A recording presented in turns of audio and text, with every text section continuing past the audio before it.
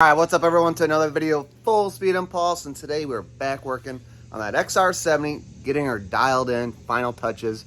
We have our back wheel that keeps on just getting really tight whenever we go to tighten that axle nut. So you might be having the same issues, or maybe even just when you have the bike and you're running it and you're wheeling it in your garage, you feel like there's a little bit of resistance in the back end.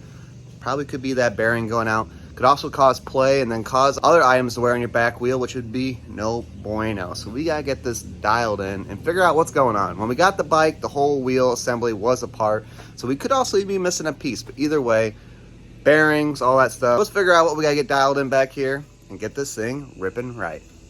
All right, so first things first, guys, you're gonna wanna probably back these up just maybe a little bit. You don't have to, but chances are you're going to be retightening your chain anyways. You're going to take this big nut off here, which normally, if you put an impact or anything like that sort, this will back off without even having to touch the other side, but you might need 2 wrenches.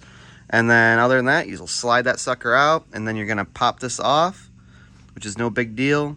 And then we'll figure out what's going on inside this thing. So just to show you guys, we got our 14 on this side. And then normally, we'll just use the adjustable. It's going to have a little bit more leverage and all that, but like I said before, this is already broken loose. So we didn't pre-break it loose for you guys. It was already loose because we would tighten ours up, the wheel would get so tight, and we just had to do a practice run on one of our previous videos, making sure that our transmission was working properly. So that's why that was like that. So you'll get that popped off, and then sometimes this can be tight. You want to be very gentle, or put that nut. This is the better way to do it. You put your nut on there like that, and then you'll tap it, because you don't want to tap directly on those threads and goof them up, so then your nut's a little bit harder to get back on.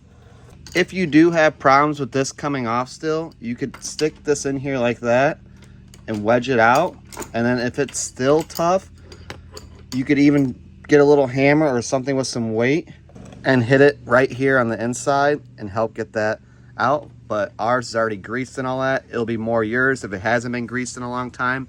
Could be a little difficult to come out, but we just had this off, so it's no biggie. All right, so we got ourselves some bearings offline here. Got Boss bearings, get you some balls. So they actually, they're nice sealed bearings, you know, pretty standard stuff here. Got your extra seal here, and I've already noticed a problem, guys. And there's supposed to be a bearing there. We got no bearing. That's why she don't spin.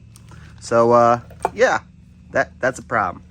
So, and looks like it's gonna be that guy right there going in there, and that's gonna fix our problems for sure. Then we get our wheel spinning right. We get our brakes adjusted, because those weren't doing much either. All right, guys, you're gonna want to make sure that this area is super duper clean. You don't want no crud in there keeping your bearing from seating in properly and all that.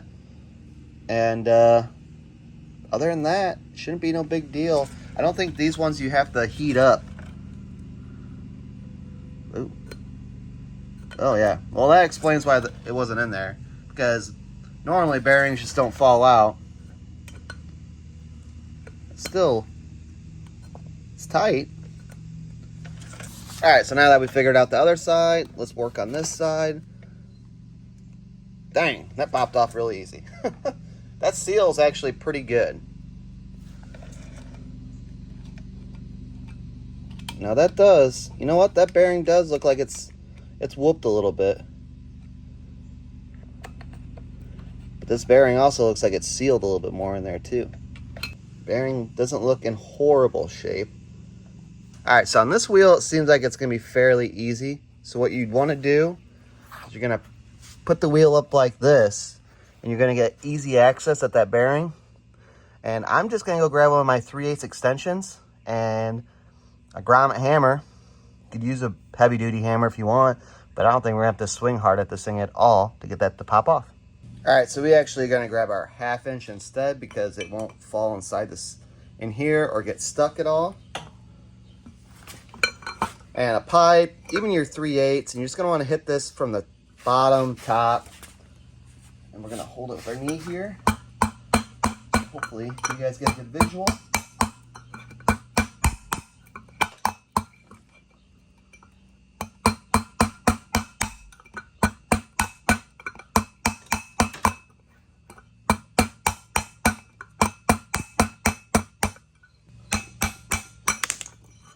And she's out.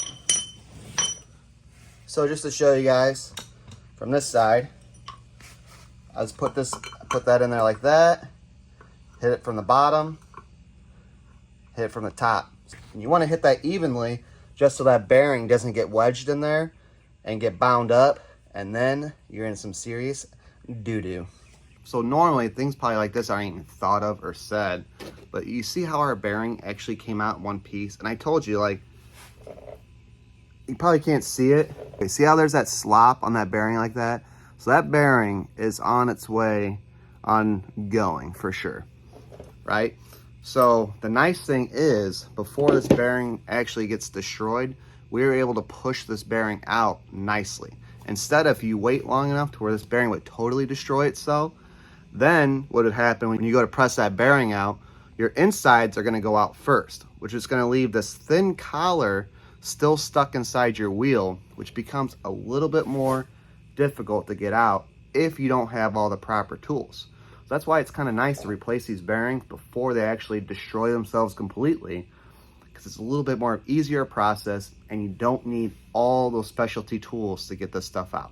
And I know there's plenty of ways to get bearings out, but we're talking about the simplest way, easy, standard tools, equipment, all that, general knowledge, and just easy bearing jobs, you know what I mean? All right, so we already cleaned up the inside of our wheel there. And we are just gonna hope that this bearing goes in there nice and easy. Yep, looks like it's got a good fit. You wanna hit it evenly. You do not want that thing going in there all cattywampus. A little bit more weight of a hammer.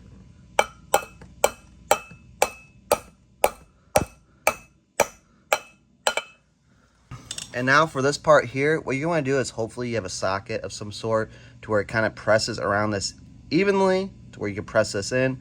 They obviously have bearing press tools, guys, and bearing removal tools and all that stuff. But again, let's try to keep it standard and easy today.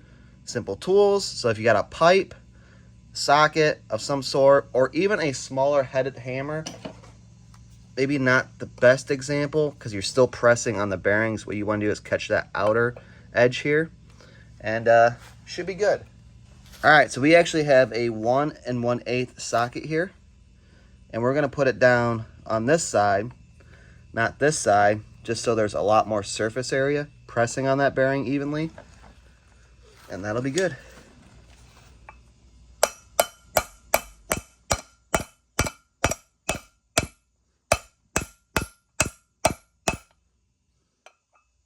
Oop, I lied. Oh, it might be just a little on the tight side. All right, just gonna go with the good old 1 inch.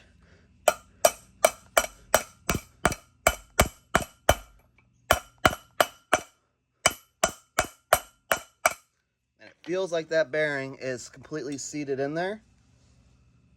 So now, put your seal in there just like so.